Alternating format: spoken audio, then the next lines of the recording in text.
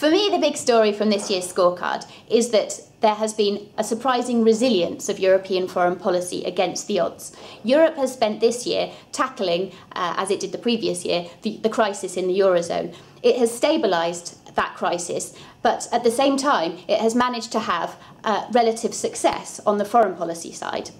It was definitely not a good year for European foreign policy, but it was not the disaster that one could have thought. In part, this is due to the fact that the EU continued to have very strong tensions, but the Eurozone started to stabilize about mid-2012 due to a number of decisions, including Mario Draghi's decision to support the euro, and that definitely helped.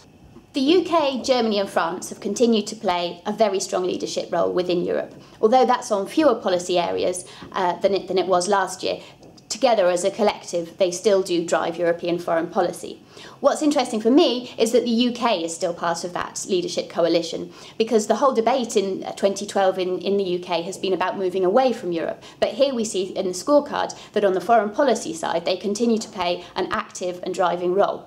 What we found this year was actually that there was a drop in the number of times that the big three led in European foreign policy.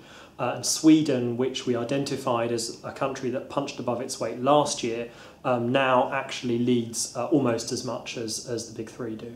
There's a very positive story to tell this year on the smaller states. In particular, Sweden and the Netherlands have moved up very close to the big three in terms of their role as leaders within foreign policy formulation. Raises an interesting question about the extent to which people make a difference. In other words, foreign ministers in particular. If you have an activist foreign minister, as in the case of Sweden and Poland as well, the extent to which that can really make a difference in terms of the contribution your country makes. Where we've seen the scores go up this year has been China and Russia, where on countries where there are pre-agreed strategies in place, member states have continued to move that forward.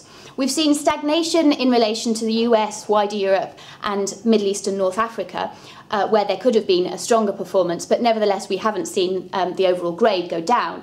And then in relation to multilateral, that's the one area where Europe's performance has been worse than the previous year.